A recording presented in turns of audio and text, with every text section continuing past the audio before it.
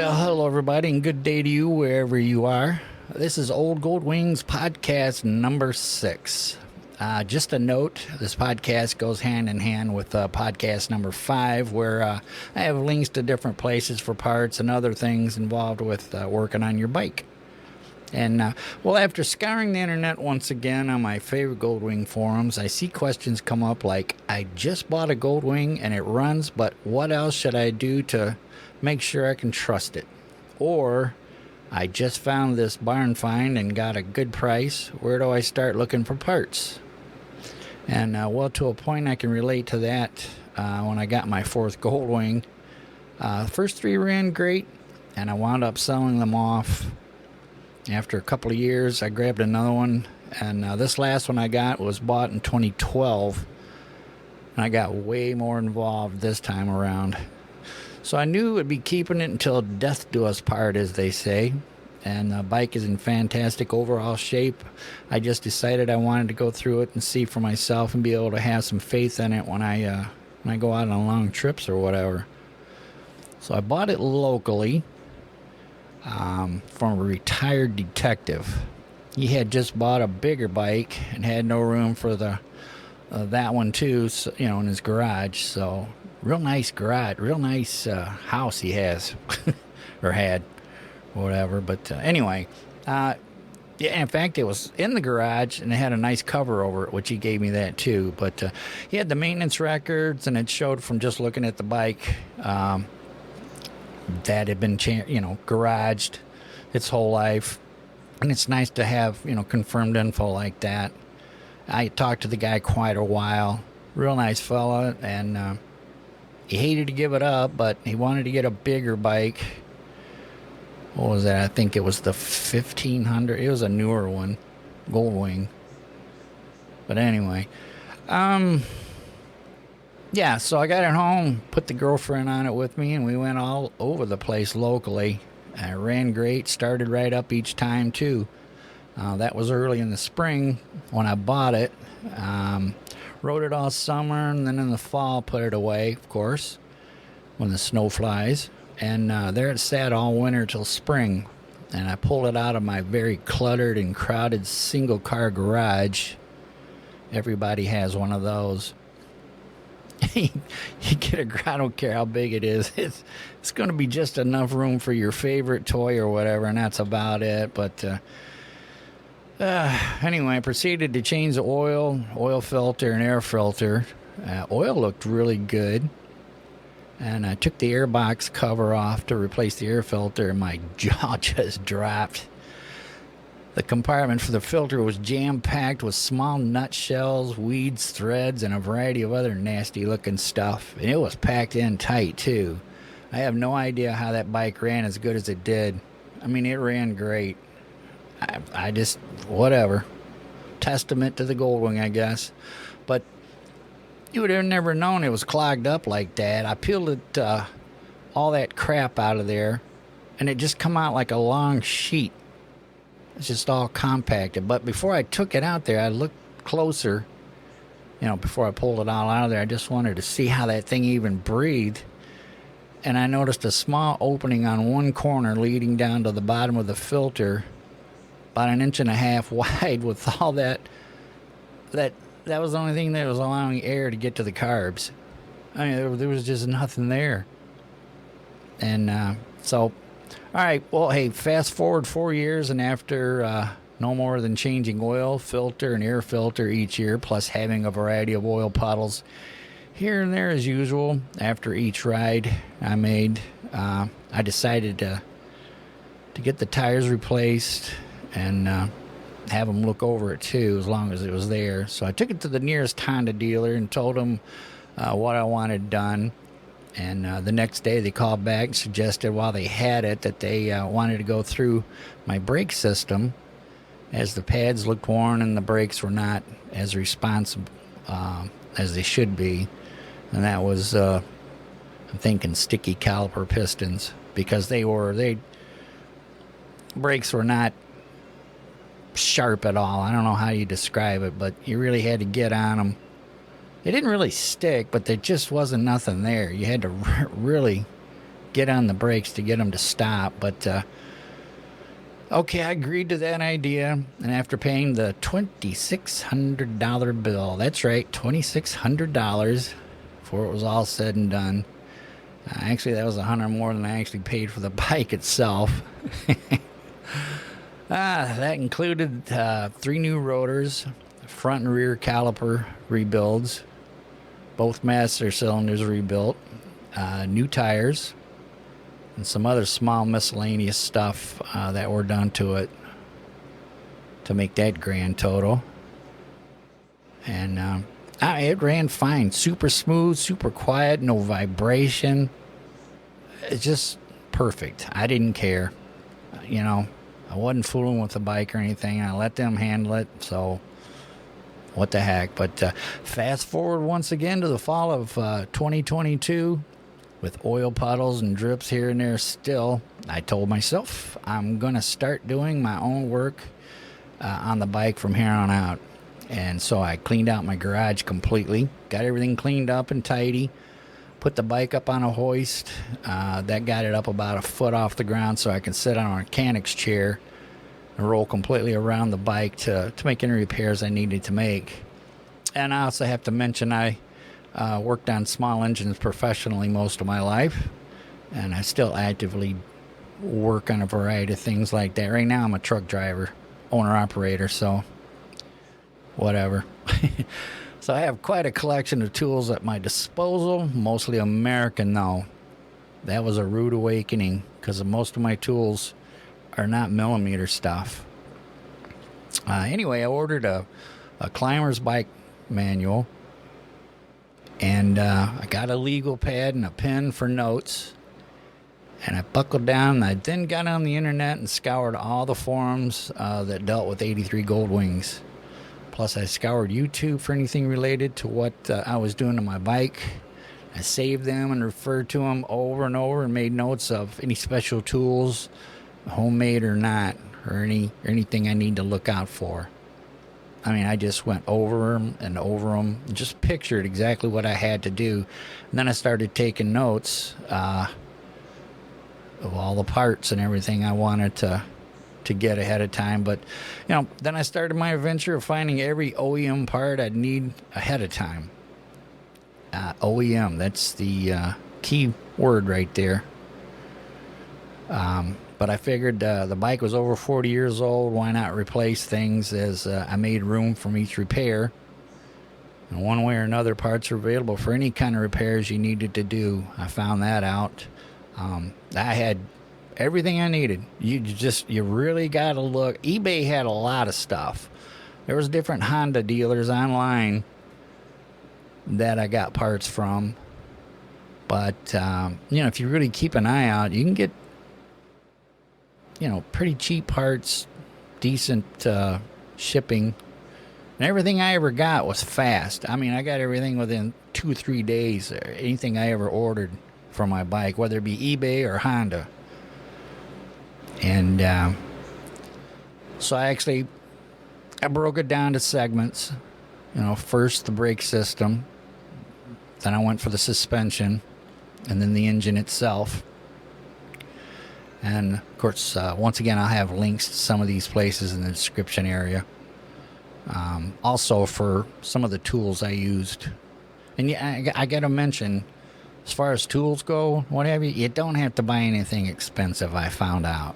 I mean, because there's no really big-time torqued parts or anything that you got to break free. And cheap tools are just fine.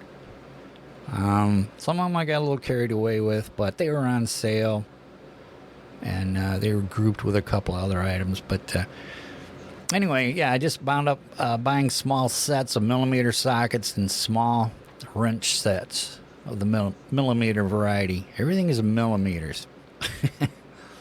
And oddly enough, O-rings or anything like that on this bike, and this bike is majority O-rings. There's no actual real gaskets on these. It's all O-rings, and they're an odd size. I thought I'd get smart and ordered millimeter O-rings, a variety of them, and I couldn't find one that actually fit. So once again, OEM, and they'll slide right on there. They're just the right size. They don't bind up. They're not too small. They're not too thick. It's crazy how those Japanese operate with these O-rings. But also grabbed a small battery-powered ratchet wrench, cordless, 3/8 wrench. And that's in the description too, a link to that. A lot of this stuff I got off of Amazon as far as like tools go. I mean, they got to me fairly fast. Some of them were next day. But yeah, anywhere from 88 millimeter to 22 millimeter sets will work. And of course, the ever elusive 10 millimeter socket will be the major one that you use. They can be cheap. Like I said, nothing on that bike really requires a lot of torque to loosen up or tighten. So you shouldn't have any problems as far as tools go. But, you know, then again, unless you use them a lot, I mean, why buy this super expensive stuff? But, yeah, so another thing is a 3/8 inch torque wrench is a must. You really need to torque those parts because there's a lot of sensitive parts on there that all you got to do is be a little heavy-handed, and you're going to twist the head off of a bolt or whatever, or strip something, and then you're really screwed. So torque wrench. I'll have that in the description too, down below. I have a link to that. All, you know, socket sets can be 3/8 drive. You don't need the big 1/2-inch stuff. Also, a big must is the JIS Phillips screwdrivers. Oh, you gotta have those. You can't use regular screwdrivers. Trust me. They have special screwdrivers. They're JIS type Phillips screwdrivers. You get the PH1, the PH2, and the PH3. They're just different size heads on them, different lengths of screwdrivers, and you use the heck out of it. Trust me. You can get them for about $20, something like that. I wouldn't skimp on those too much. I think the ones I paid for were like $28. I'll have that in the description also, the link below.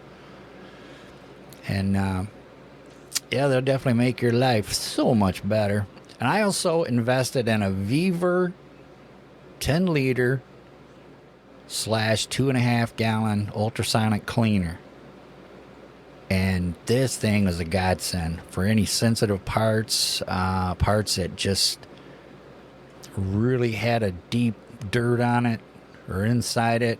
This thing worked great. I think I paid up again, link down below. I think when I bought mine, I think I paid it was like $130 to the door, and it works perfect.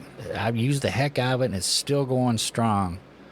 But it's just right for those sensitive parts, like the carb assemblies, you know, for one thing. And then, like I said, there's some other things on that bike that I ran through that ultrasonic cleaner. You know, the fuel cap. Those got vents in there. You put the fuel cap in there, let it run for about 20 minutes, and that'll come out super clean. And it depends on the cleaning agent you use. The parts they really will. They'll come out amazingly clean after a little 20-minute bath. And you can heat them up. You know, you can also put heat to that liquid, and makes everything super clean. So, another good thing to have is disposable rubber gloves.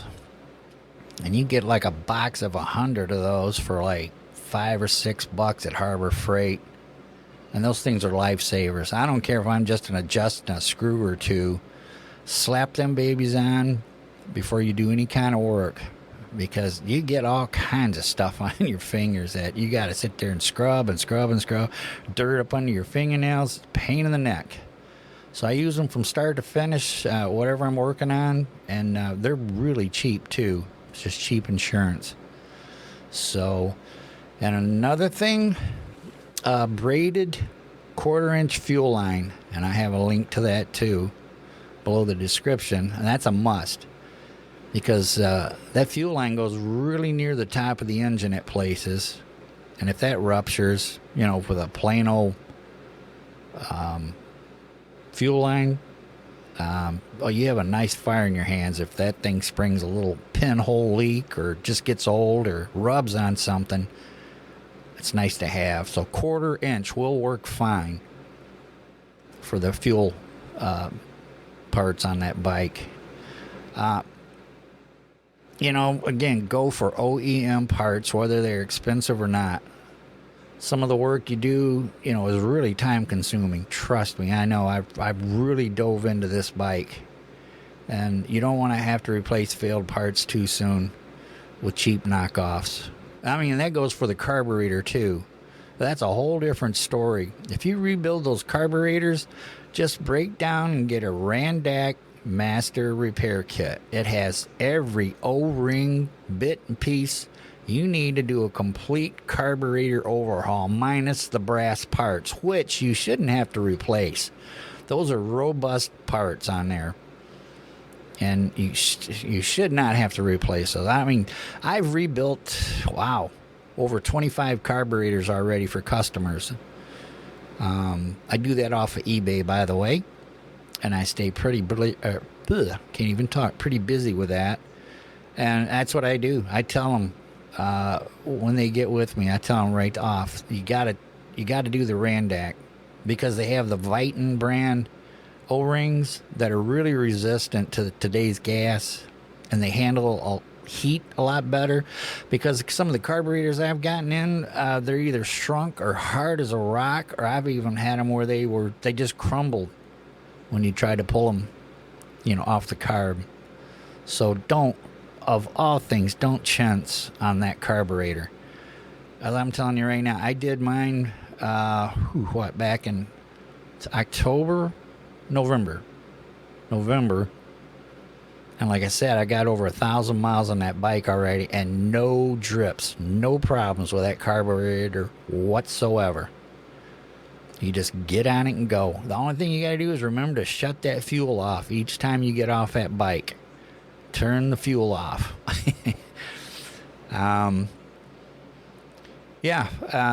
As of now, like I said, I've got 10,096 miles as of August 7th, which is today, 2023, on the bike so far this summer. I have absolutely no leaks anywhere under the bike because I replaced, the head gaskets, or not head gaskets, but the valve cover gaskets. And there's some other seals, like the shifter seal, the tachometer seal. Those 3 things right there were my worst leaking parts. That created puddles under the bike over the years. And plus, under the each front forks and radiator area. I had leaks, and now nothing. I can ride that bike really hard, hot day, cold day, come home, put it right away, and you hear that metal cool down, tink, tink, tink, tink.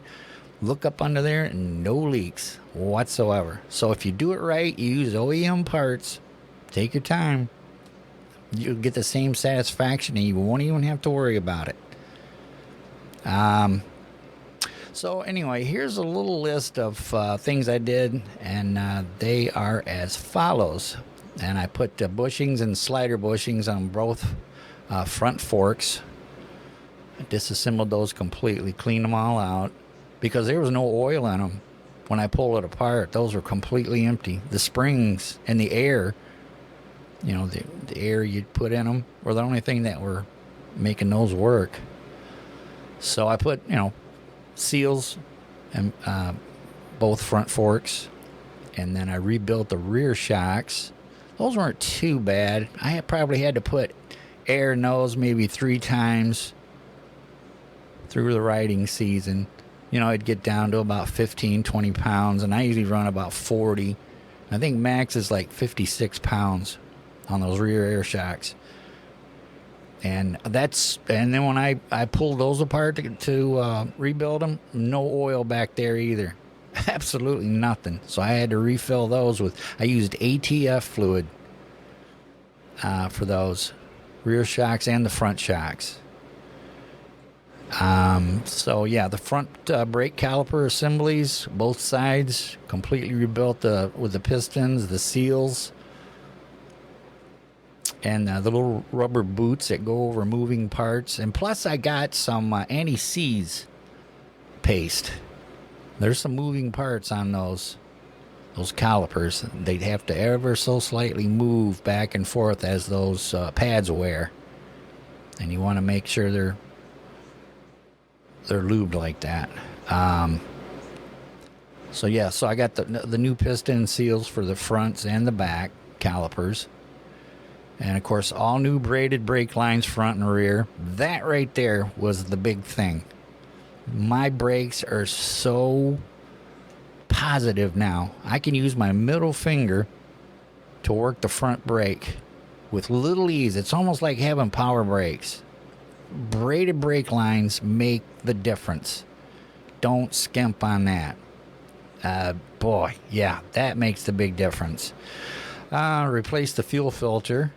The one I had on that was kind of garbaged up. You can buy those on eBay for like $20, and they look exactly the same as a Honda brand, and those things are like $20 and $30 a piece. So your choice there. And the final drive oil seal. While I had the rear wheel off, I tore the final drive unit down as far as I dared, clean it all up, and then changed the shifter seal. That was a leaker. What else? Yeah, the tack seal over on the right, over there by the fuel pump. That was a leaker before. And I put some Moly lube on the final drive splines. It's very critical. Don't skimp on that Moly grease either. There's a lot of pressure on those two parts when they join together. That final drive in the back there. Very critical. And like I said, valve cover gaskets on both sides. Valve cover seal / washers for each side. You need those that goes under each bolt that holds the valve covers on. And they go into the bolts. They hold the valve cover gaskets on, and those are critical if you don't want oil leaks around the valve covers, because they'll tighten down so far and they'll put a little pressure on that valve cover and keeps it real tight up against the engine head, and you won't get leaks like that. And yep, I don't have any problems with that. Did a complete radiator flush and put a new thermostat in there. And while I had the carb assemblies off, I replaced the coolant tube O-rings. If you pull those carbs off and you go to put them back on, you're going to bump those two coolant tubes. And there's 4 O-rings in those, and it's no time at all to replace those. Get those while that's down. Makes it real easy.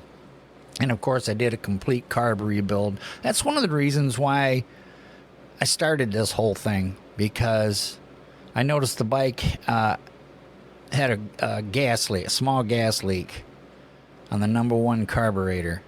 And it was a pretty good drip. I don't know how long they'd been doing that, but I could not get that to stop.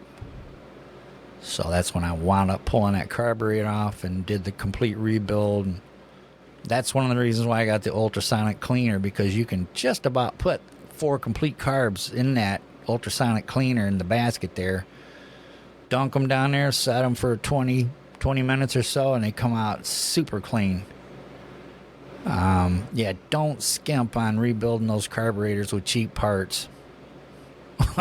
Like I said, I've had all these carbs I've had come through. I can tell where people put cheap kits in there, and it doesn't work. Nope. So I replaced the timing belts. That's another thing I was nervous about the whole time I had that bike. And that turned out to be the original Honda belt. It set it right on the belts themselves. But then again, if you think about it, we're talking 40-plus-year-old belts. So if you get a bike, a Goldwing, a used bike, first thing you should do is take those covers off the front of the engine and check the belt. Because that's what they call an interference engine. So if one of them belts come flying off, them valves are going to head right for the top of your pistons, and it's just going to beat the heck out of each other, and then you're in a real world of hurt. So set of those timing belts and the idler pulleys on both sides were replaced. I modified those. I put on my own pulleys, because if you were to replace those with OEM, they want like $120 a piece, and that's like new old stock. And I didn't want to deal with that, so I put my own pulleys in there. A whole lot cheaper. Only takes about 5 minutes per pulley to modify them, replace them. You can look that up online and get an idea on that. Of course, I put new plugs in it, and coolant hoses. Got that too. And let's see here. Yeah, and I have to say, I still got the original battery from 2012. It's still in the bike, and it still checks strong. I never take it out in the winter. It's never been off that bike in the winter time, or you know, never had a low charging on it through the winter. When spring comes along, I fire it right up. No problems on this battery I got. So I'm just going to keep going with it. Guess I just got lucky on that. Okay, let's see here. Well, yeah, again, this podcast goes good with the previous podcast, which is number 5. And that has links on there to some of the things I did on this bike, you know, places to get parts, materials and stuff like that. So you might want to check that out. Well, thanks for listening to this Old Gold Wings podcast. I really do appreciate you listening, and please subscribe so you know when the next one is out. Also, become a member of the Old Gold Wings forum on Facebook. Lots of talented folks there with a wealth of knowledge and suggestions for, you know, used parts if you're looking for anything. You know, those guys over there really, really are good help for just about anything. Till then, safe riding, my friends. We'll see you later.